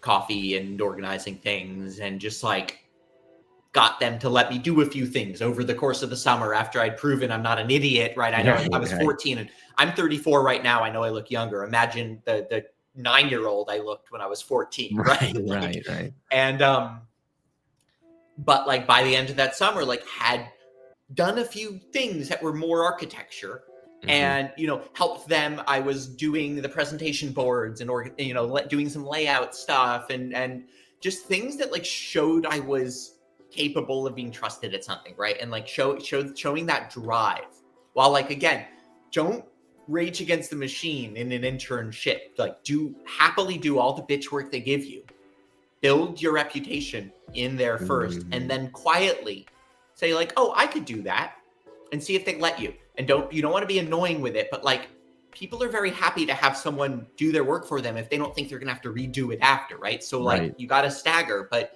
I just started doing this, and then the next summer, the head of that really small firm, I asked him at the end of the summer, like, thank you so much for this opportunity. This has been great. I like scheduled that meeting with him. It was like, I'm really looking to keep evolving and trying new firms. Do you know anyone? And people who run architecture firms know other people, know other architects with their own firms. And he introduced me to a friend of his that had a bigger firm, told this guy, like, you should hire this kid. He did. The next summer I worked there. Right. Next summer I worked somewhere else at this big architecture firm that's a skyscrapers, which was my dream. The following summer I went back there. I then, from the architects that I knew, I had done some summer programs. I did a summer architecture program at UPenn. I did a summer architecture program at Harvard's GSD, which is, these are some of the best schools in the world at this. It's not that hard to get into these programs. If you're a kid who has interned at an architecture firm, or even if you haven't, not that I'm even advising anyone become an architect anymore, but like for your own career, like these college programs targeting high schoolers, like they're for you. You're not good enough. Like you're who they're looking for.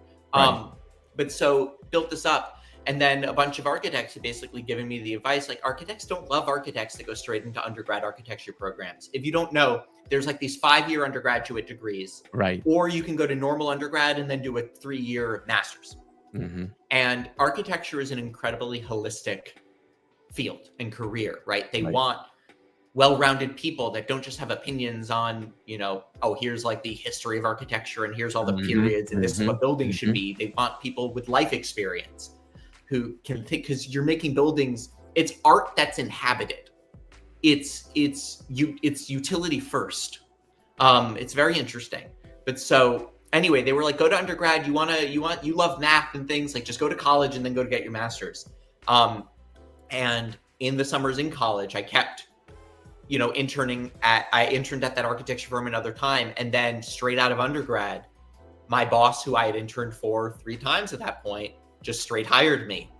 And all of a sudden, without going to architecture school, I was working at one of the top firms in the world on a 600-meter tall skyscraper in Shenzhen, China. And they put me at the firm, not on that guy's team, but on another guy's team who was the partner at the firm who didn't go to architecture school either. Right. Yeah. And funny? He gave me a lot of opportunities over the 5 years I did that. Yeah. Yeah. So distill that down. What I get, if listening to that, what I take away is when you're young, especially, just look at the opportunity. Don't get beat down by I'm not good enough or I have to do it in a traditional way, because look at you, right? I have not It's done really anything about tackling in a traditional opportunity. way. Yeah. There is- And again, like plenty of people, like I was pretty unique that I was 3 and wanted to be an architect, right? And it's totally fine if you don't know your thing. But if you can find a thing and pursue that, even if you want to change things, the fact that you took an initiative on yourself and you pursued something in a more real way than just whatever classes your school was offering, right? Like you did something, right, is really valuable. And of course, the only reason I was able to do that was because I didn't have to work a summer job. Now, all internships should be paid. A lot of them aren't. And so there is a very privileged position on that as well, of being able to spend the summer not earning money and instead doing this. But again, everyone should pay their interns. And that's a separate thing. Yeah, dude, freaking beautiful. I think it's time to get into Web3. We're almost an hour and a half. This is actually a great way to start Web3, and then just tell me how you found it, and then we'll get into Reply Corp.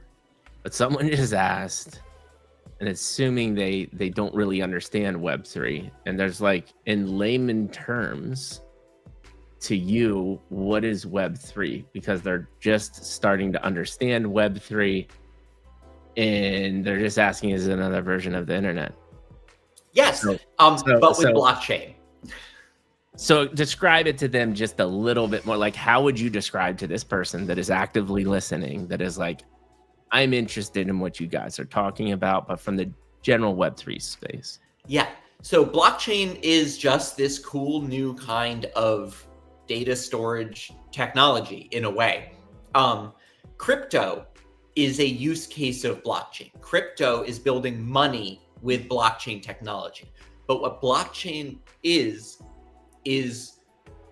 provability on computers, right? Yeah. It is a form of, in a single Bitcoin, is the record of every single transaction. And if someone in here is incredibly knowledgeable about this kind of thing, I'm not going to be speaking perfectly accurately. I'm talking 100%. To, just convey the idea. Yeah. You have one single Bitcoin, and within the code of that Bitcoin is every single transaction that Bitcoin has had since its inception, but also every single transaction that every Bitcoin has had in its inception. And so there is this shared, so instead of like a piece of data and we're like, is that real or not? Has that been manipulated, right? Like typically, right? Like someone can go edit a Wikipedia article and then change that, and you could read it. And they were able to change that, right, without a record of it. Now, Wikipedia has like built its own tech to track all those changes and everything, but generally, everything on computers is malleable, and this is a problem, right? Yeah. If you're holding a baseball, that's a baseball. That can't be, you can't just like change its nature. It's been a baseball, and it is still the same baseball it was. That hasn't existed digitally, ever. And that means that nothing can be like known to be true without trusting Wikipedia or trusting JP Morgan or trusting someone who has been tracking it, and you're giving authority and they're saying, no, this is accurate. Yep. If instead within it, it has the entire definition of itself in it that's true. And anytime you send that Bitcoin, a majority of the other computers in the network, in order to be able to send that Bitcoin, a majority of all the other computers in the network that also have that exact same transaction history of all the Bitcoins have to look at it and say, yes, that is an accurate Bitcoin in this decentralized way. All of a sudden, truth can exist digitally. Because there's no way that somebody went in and hacked the definition on all of those. Right. It's impossible. And well, technically not impossible, but it's incredibly difficult to a point that so far no one has been able to do it. And it's designed in the scalable way that the more people use it, the harder and harder that gets, right? So Web3 is just a nice catchy term, even though it might not actually be a catchy term. We should probably stop saying it for blockchain internet. Yeah, I would just call it, but like the way I could say it for me in layman terms, and this definition has really kind of changed as things evolve. Because first to me, I just explained it as like, it's the digital way to prove you own something.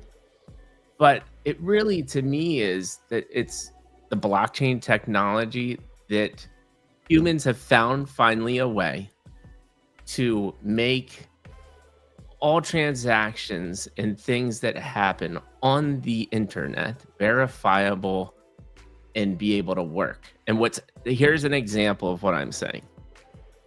AI bros and crypto bros hated each other. And they finally came together and realized, and it's been beautiful to see on crypto Twitter, and they're like, oh shit, if AI is going to be a thing, I need the blockchain. Because AI, think about, and this is going to be one of the first use cases. I don't know why more people talk about this. Within the next waiting until they can buy a token for it. Oh, right, exactly. Well, that's why the crypto bros hated the AI bros hated the crypto bros, because it was all just this token fake money stuff. But the real application in the next 6 months that you will see is you're going to have video feeds, you're going to have images that look real, and we're going to have to verify it's coming from a trusted source.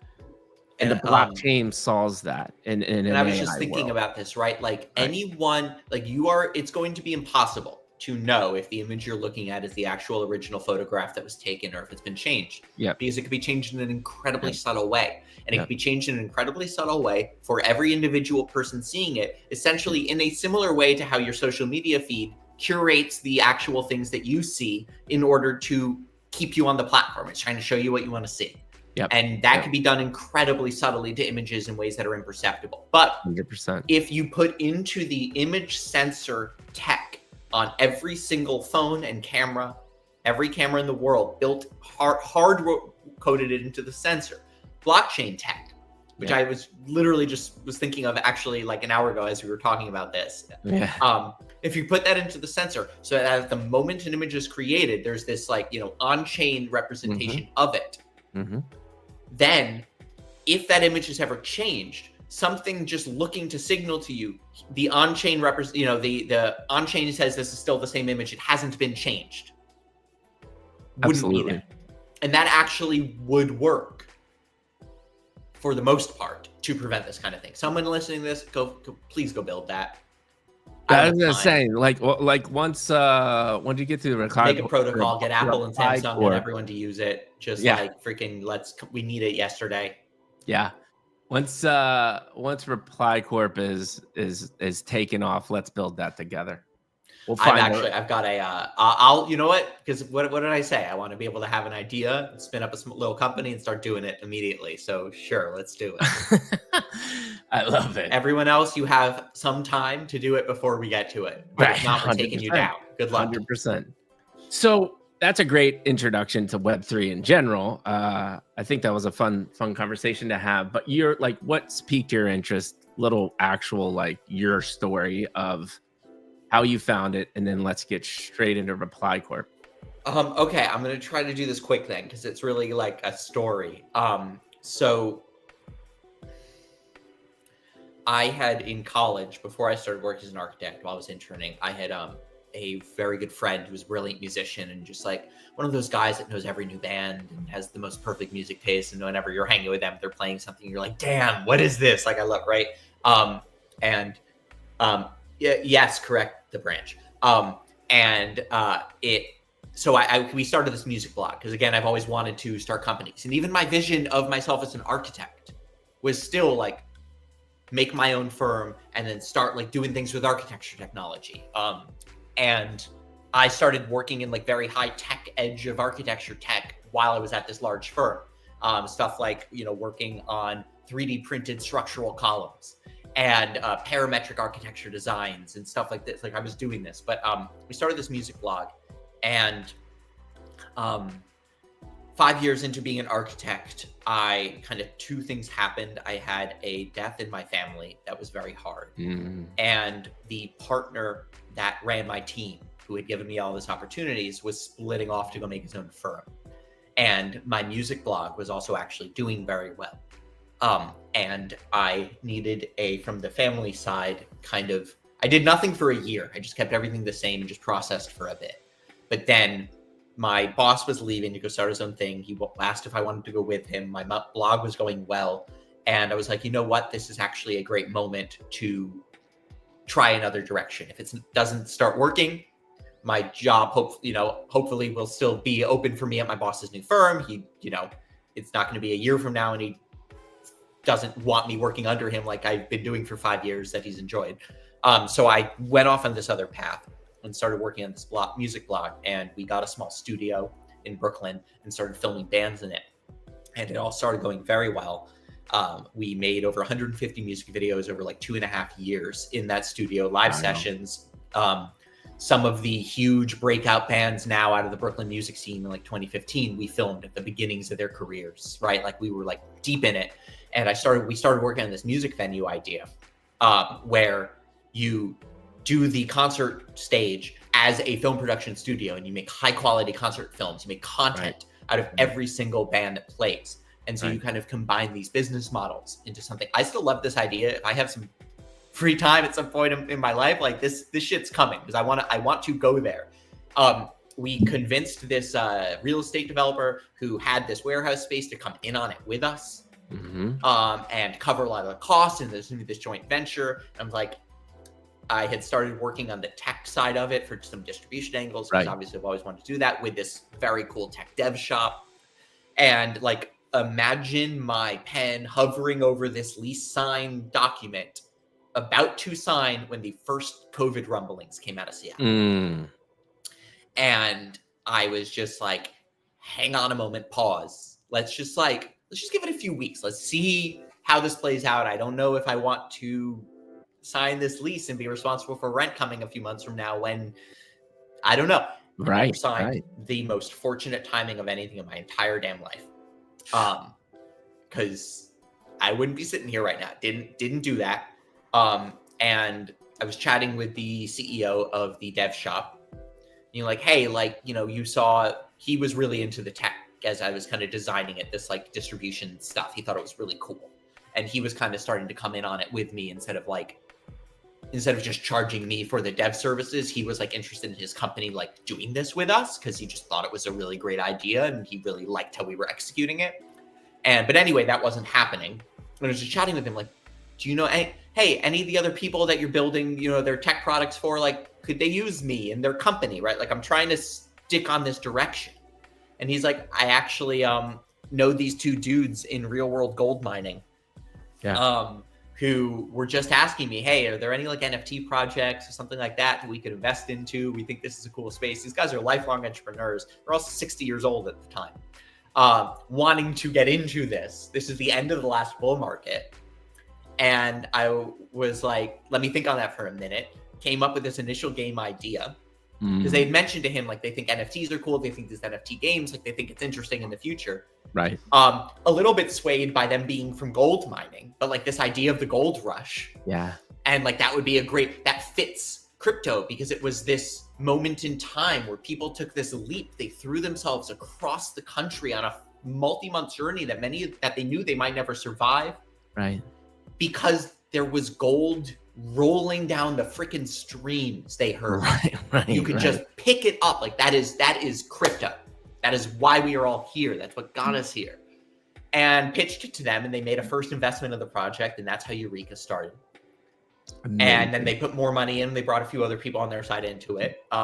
And then Eureka did some stuff that worked incredibly well around letting people start to play it and mine for gold nuggets by commenting on posts on the timeline. And then we were like, oh, this is something. And then made some money quickly calling it the Eureka engine, and sold it some other games, because I know the people building a good percentage of the games in this space. Right. And then realized this wasn't just for gaming, and this just for marketing and for everything on social media. And then it needs to be its own company, not attached to this 1850s game, right, or gaming at all. And here's ReplyCorp. Here we are. Beautiful. So 2 minutes. Sorry, it was a lot. I was as quick as I could do it. Yeah. I mean, dude, this is a whole nother. We got so much content that we can make. And this is why I love again, doing what I'm doing because we're building this personal relationship with each other. And so a couple weeks from now, we could easily just hop on a video camera and have just that story. And that will be impactful as well too. But now we've already built this rapport, which is beautiful. So I don't want to go too deep into that. That all made sense. I think the audience would understand that. I think I think it totally makes sense. What I'm interested in is the aha moment that Eureka needed to be a separate company or a separate initiative in Reply Corp. What was that?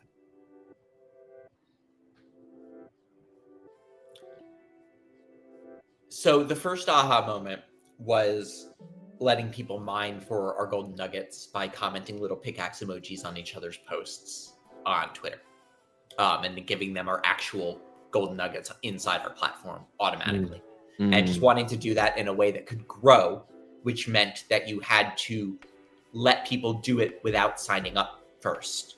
So that, because what's so powerful is, wait, I could just comment a little pickaxe emoji on this post and get a crypto thing. That's fun. And you make it fun with the theming and the vibe, right? Like, oh, we're all, and people started talking to me like, can't wait for another day prospecting the fields of Eureka. And I'm like, you're just commenting on tweets. That's crazy that you're imagining yourself playing my game and I haven't built the game yet. Right. That's something. That's interesting. Like, as a founder, you're looking for faster and cheaper always. People were playing my game and I hadn't built the game. Why? But in their heads, we were already in the 1850s mining, prospecting the gold rush together. Right. And we grew from 2,000 to 16,000 signups in 3 weeks with no marketing expense. Wow. With that single post. And so I was like, okay, this is something. I was like, this is almost a game. Could we put a full game here, right? And then I put some other games for other companies there by using interactive comments on posts. And then I was just like, you could sell shoes like this. And you could do all sorts of stuff like this. This isn't gaming. And so the second it's not gaming anymore, the branding can't be a game. It needs to be unique. It needs to be its own thing. Right. And so there's the new company. Yeah. Beautiful. And basically we're going to roll Eureka back very soon. And now all of this Reply Corp energy and intention and all this infrastructure that we built, we can funnel directly into one of our social super apps, which is this video game. Yeah, I was about to say, the like, only how does that integrate? Survival and nation building game that you can play entirely on social media. Beautiful, man. Social media, but here's the interesting thing. Within comments and interactions, that's the beautiful unlock there. Have you seen this before? Is this like new and novel? When we did it, it was new. There's stuff like BankerBot now and stuff, right? But those, like, we did this last summer. BankerBot was, I don't know, December-ish. Like, there is more like this now. I don't know that there was anything like it before we did it. There were giveaways, obviously, right? People have been for a long time. Everyone who comments on this post in 48 hours, something. But that's not what we were doing. Yeah. But it's similar-ish, except almost every time with one of those, unless they were manually looking through it, you have to go to some other website and sign up for this. This is like ease of use. This is something from Apple and Steve Jobs. Like, interface is everything. And social media is this new frontier. And this is kind of what I'm talking about, that it's changing. It has matured, is being purely defined by the thing that the social media companies built it to be.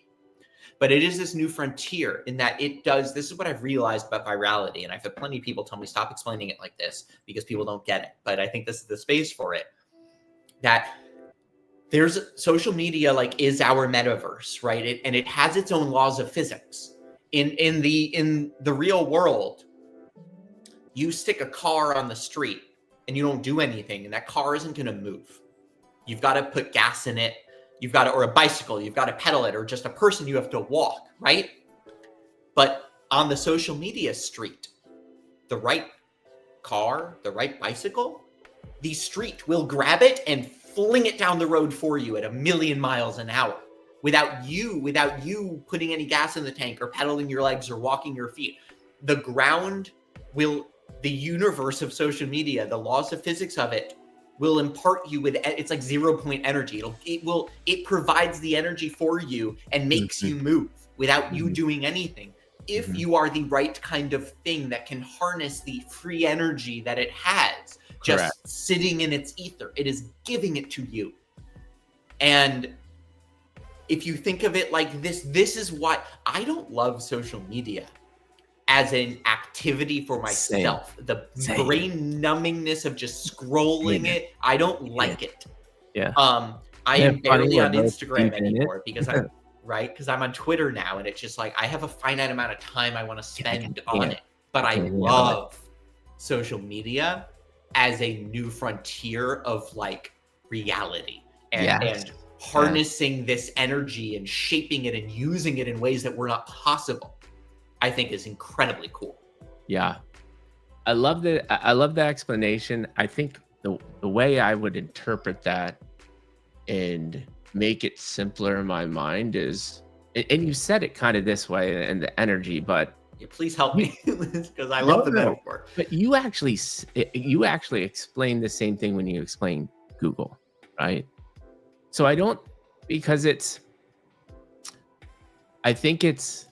like your idea in the sense that it's a road, but the super highway was already built, and you are able to get on that super highway already going 80 miles an hour because the movement and the activity is already happening. I think that's what you were getting at.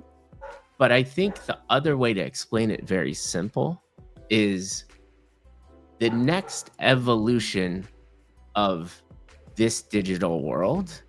It's all interoperable, and it's not a single platform. We've always thought about, how do you build digital products? Well, you make a website, you make a portal, you make a UI, and get people to go there. And what you're really saying, and what we're saying here is, the UI has been built. It is, how do you travel through those experiences? And this full circles it back to what AI is doing. UI is done.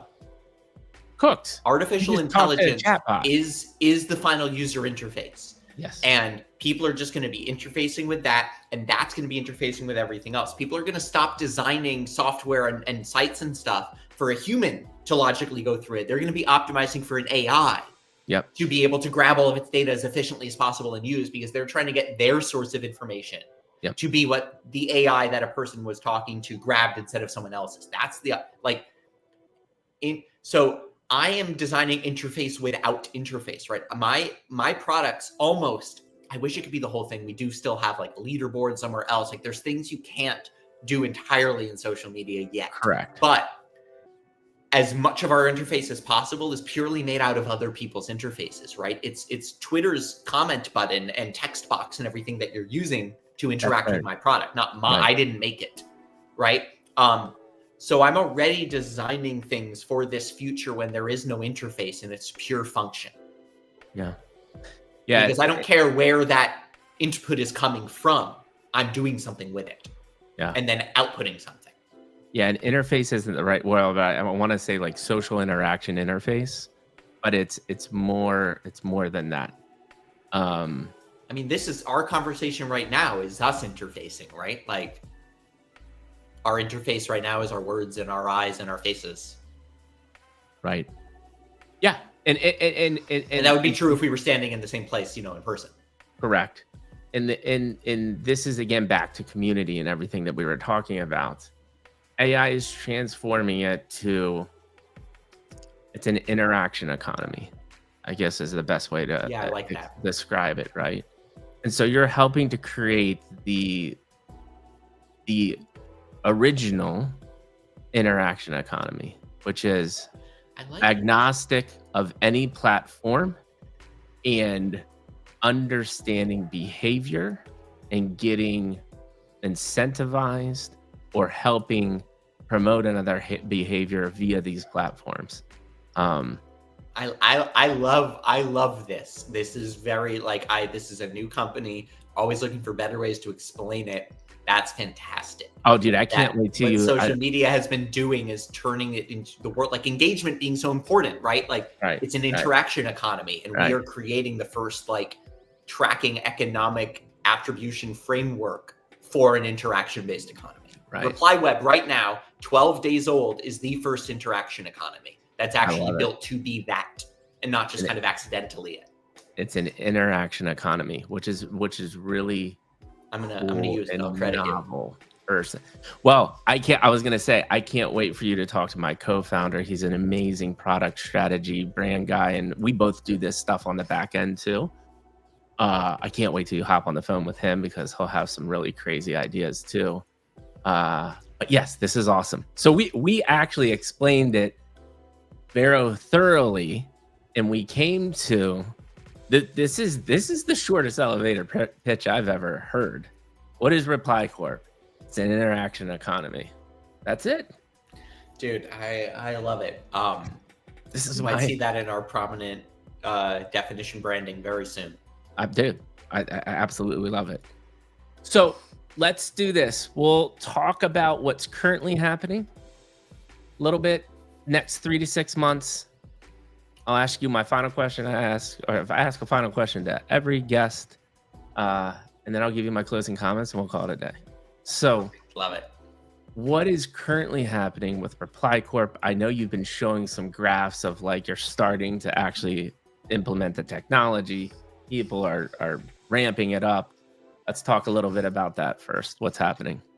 So what's happening right now is we build products and then we show them off by using them for ourselves, and then they work super well for us. And then anyone else goes, oh, cool, so it could work well for me. And then we say, yeah, pay us money and it's yours. And so Reply Points, right? We have 20-something current people with their own points leaderboards. About to be one more. Reply Web is a tool for any brand to sell anything virally over the internet automatically. We are using it for our Reply token presale with an airdrop campaign as a demonstration of how powerful this thing is. We already have a list of companies being like, hey, I've got a TGE coming up. Can I use this? And you say, absolutely, you're in line. There's already a line. This is not for TGEs. This is just the first easiest use case, right? This is for selling makeup on YouTube or selling cars or selling anything automatically. Anyone who thinks that they can influence a purchase can just start posting about it. And then if anyone that engaged with them ends up buying, they get the credit and a bit of the rewards automatically. It's a revolution of affiliate sales that takes it out of it being affiliates anymore and into this more organic viral thing that has all this potential. But so we are doing this pre-sale, launching our token, and then it's all business, baby. Our core business directly connects to the token because anyone using our products, anyone who starts building, once this becomes the platform, and anyone can build their own ideas, right? Our company isn't like Starbucks starts using Reply Points, right? Or some big video game brand starts using Reply Web. Obviously very happy to have these successful independent businesses as products on our platform, but our product is a platform where someone has their own idea of this, an interactive post. They want to work in this way. They can just build it. Everything gets priced through our credit system. Every single interaction that a user has, a comment, a like, whatever it is, spends your credits, which again, these things are viral on social media. So the scale of growth of these interactions can be exponential, as the curve we're starting to see on Reply Web is. They buy their credits for the usage of their product. The credit purchases buy the token on the open market, deposit the tokens into their account, and burn them to unlock their credits. It's just this very simple core connection between the two. We're into, the whole fall will be us, new social media platforms integrated, new cool company using this. We've got a tractor company with 100 retail locations in the Midwestern US ready to use Reply Points the moment we are on Instagram. They're just waiting for it because of course they'd want this. Right. Your local coffee shop should be using Reply Points. When you swipe your credit card and you get the beans, They would love to give you some beans for sharing their Instagram posts. Instagram is the lifeblood of local coffee shops right now. Yep. Like everyone should be using this. So we're just trucking as a business. I got tons of use cases for you. There we go. And I got people. Everyone does. I want to keep on talking because this is awesome for people trying to sell stuff, but I think there's a use case for me, right? Like the creator economy. And so yeah, definitely, it's not just for that, right? Yeah. How do we bring that to life? And it's amazing. I'm glad you think it's cool. So you actually went, go ahead. Oh no, I just said I'm glad you think it's cool. Oh, like it's cool, and like I think it's cool, but it's cool every time. The novelty hasn't even slightly begun to wear off. Yeah, 100%. And what's cool is, again, and I've always, like, another reason why I love what I do is I'm not trying to sell you anything. I'm not trying to force ideas down your throat. Like literally, this all spawned from solving a problem for me, which was overnight. I was a hate beast mod, right? 1 million people in the Discord server, end of 2021, beginning of 2022. I was one of 15 mods. Everyone knew Mikey G overnight. And literally overnight, hundreds of DMs. Hey, Mikey, tweet this project. I'll give you, and this was real back then because people were making 8, 9, 10, 11 million bucks on a rug, even more. So they're like 3 to 5 ETH. I just need you to do a tweet. And I would get that 3 to 5 ETH. But integrity is my number one thing. And I was like, I cannot physically do this. It adds up over time. Yeah, it crushes you over time. So I could not physically do this. And I was like, well, what are the tools that I have right now? And I actually had a video game podcast at the time. And I was like, I'm going to turn this up because I love people. I think it's one of my superpowers. I'm just going to use my clout to reach directly out to founders and give them a platform. So whoever's watching this can decide if they want to do that or not. And it's the same in the sense of you're creating platform for people to be even more creative and innovative. And as this AI tech ramps up, the possibilities are endless. Like we said all the way in the beginning, which is like full circle. I don't even think our brains can fathom what could happen with this tech in the next year. This is why I'm making it as a platform. Yeah. Because this is a brand new idea that we built.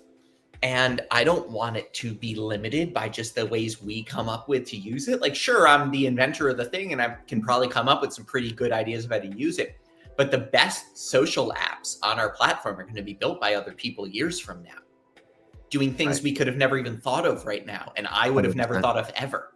Right. And so if you can create something that unlocks other people's creativity and allows them to succeed, that's how you dominate, especially in this industry. Because you can automatically financialize it as well. Well, then another way that it dominates you, though, too, is your personal self. Now you've created a platform and something that helps the why, right? Like you're helping people out. You're giving them opportunity to be creative and level up and do things. Because the branch, by the way, is on YouTube watching, and he or she is extremely invested in this conversation. Hi, dude, or dudette. I'm glad you love it. Yeah, and so he or she does talk about touching grass, but I think this is one of the beautiful things about, because they're like, I'm about touching grass right now. This is not my normal office. People have seen I'm in my father-in-law's office in New Jersey because we're down here hanging out in the outside because it's the last weeks of summer. But he was like, I was about to delete all my social media accounts. I spent too much time online. This is an interesting conversation. And my feedback to that is when this technology proliferates and more people like you are creating creative solutions with a combination of AI, I think one of the cool things that will come out of it is we will have to spend less time on social media. Oh, absolutely. Because a lot of this stuff is automated, right? Yeah, I actually, with some friends, I wrote this like sci-fi show in college. and just like a few episodes of it kind of, but we were like envisioning this future, and our vision for the future for, it's like 100 years from now was a world that like looks like when the character first, there's like time travel. They first like get to this future. Yeah. They're looking around and they don't see any technology, and it's like, it's all disappeared. Yeah. Right? There's nothing. Everything is just face to face. People just walk into stores. There's no electronics. They're not seeing anything. It's like, what the hell happened? And then they realize like everyone basically has this like kind of like AR, like brain implanty thing. It's like this like chrome tattoo on their head, and they get one. And there's basically this AR world over everything that looks super sci-fi that they just weren't able to see. But people have basically used all of this tech to make it all so much more invisible. Right. Mm-hmm. And they're not necessarily seeing all the AR stuff all the time, but they are deeply embedded in technology, but they're actually talking face to face again. And they're just sitting in a room and hanging out, and it's all just happening. And I still very much feel that that's where we're going. Yeah. Because it's what everyone wants. So it's what's going to happen. Yeah. Yeah. They always say a lot of the sci-fi movies are just a precursor to actual reality. Dude, sci-fi, like, especially as all this AI stuff is happening, I keep telling, like family members of people who like aren't plugged in and they're asking, I'm like, basically everything a science fiction author has written in the last 50, 60 years about what AI was going to do is what's happening. 100%. Like people have been very accurate on how this is going so far. It's scary. But cool. Wild, man. So I think that's just a great way to kind of to end the future. Yeah. This has been an amazing I knew this was going to be great. Like one of the reasons why I do this intro call is to make sure this is going to be a good conversation. And I mean, I needed 2 sentences to talk to you to be like, dude, Jordan and I are just going to have an amazing conversation. So the last question I asked everybody, and I asked this in different ways. I think today I'll ask it is, if someone asked you, how was it like to be on the Mikey G podcast experience? What would you say? Fascinating. This was you are very, very good at having an interesting conversation, which is your job and why you're good at your job. But this has been very organically a very interesting conversation that I think has covered way more topics than is typical, but has never strayed into an irrelevant topic for the core reason that we're here. And so good job on that. Thanks, man. I appreciate that. And I think that always gives me chills when I get that feedback. That's exactly what I'm here to do, right? I think we stayed on topic, but to your point, we went in many different ways. But I hope you felt that it's like what we were saying at the beginning. You can dodge and weave as long as you're pointing in the same direction. Right. You're making progress. And the other thing is like authenticity, man. I really deeply care about what you were saying. I care about what you're saying. You're very authentic as well. Thanks. And that's on, like, again, if you go down to these like core first principles, that's what we want to get out of this podcast is now people know you as a human being, how you react to some of these natural questions, how your mind works. Like that, there's no way you can listen to this 2-hour podcast and not think, okay, I get a little bit of like how Jordan's mind thinks. And I like that. I like how he thinks. Reply Corp is a thing I'm going to look into. But we do that by human story. I might even said this in an intro call. Like, I don't know if I said this, but like This American Life, that NPR show, it was just so fascinating to me that we could have an organic conversation like this. That could literally be life-changing, game-changing. They were pioneers for what is now an industry of podcasting, right? Like that is But the concept of that show was like, even though tons of editing and creative process went into it, the actual presentation was just this raw human story. Yeah. That had learning experiences like we just had. Raw human stories are how we've been sharing knowledge since we were dancing around fire pits, 100%. And we did that, and we did it in your own way. So thank you for doing that. I mean, my closing comments, man. Lots of founders on the podcast, obviously. Definitely some are more uh, business focused. I think a little bit more reserved, but there's something about your energy, and there's something about even the way that your eyes light up when you're talking about the things that you're excited about. And I think out of all of the people that I've talked to, that is one of the it factors that not every founder has. But you have that it factor because of just your pure curiosity and explanation of all of the things that you've gone through, hence why we have this conversation. But I, on the other end, could feel your energy coming through the screen. I could feel your excitement. And I want to say that the hundreds of people watching right now, this is the type of thing that you want to see from a founder. And you have that. So thank you for sharing that without you even knowing you really were sharing that. I am excited to be here and doing all of this. So it is just true, you know?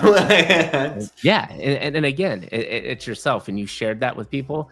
I really do think fundamentally that this podcast, because if you've done that, is going to get you a lot more eyeballs in the sense of they're interested in you as a human being.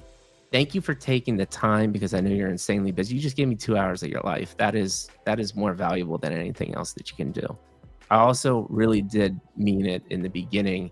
This is the beginning of a friendship. There's so much potential. I can't wait to figure out how to continue to partner, collaborate, help you out, because I think at the end of the day, if you pay it forward and help people out, beautiful things would happen. That's why I am where I am. That is the truest statement. Yeah. And we just agree on so many things in different levels, but at the same time, again, like I said, your take on it made me learn new things. And you said so many valuable things throughout the podcast. So just thank you for sharing your knowledge and your take. Thank you. Yours did as well. Thanks, man. And you're insanely just a beautiful human being. I'm just going to leave it at that. You're a beautiful human being. Sorry. And I cannot I send this wait. to anyone who's listening. Oh, thanks. And I cannot wait to seriously just keep on getting to know each other. And the most important part, learning, but still failing. I always say this with the people I meet, like, let's fail together. Let's try some things out. And let's do it via your platform. I'm excited to do that. So thank you for your time. Thank you for being you. Everybody. Thank you for having me. And that's it, people. 2 hours and 8 minutes of just pure human connection and vibes. Jordan, thank you for being you. And everybody that's watching, please give Jordan a follow on Twitter. Give me a follow. And look out for what I always do within a 5-day business period. We're going to do a nice thread and recap of just this beautiful conversation. And then we're going to drop the Apple and the Spotify podcast links. Just tell everybody about this, because this is fundamentally one of the top 10 conversations I've had on this show, which is a lot saying. Hundreds of conversations.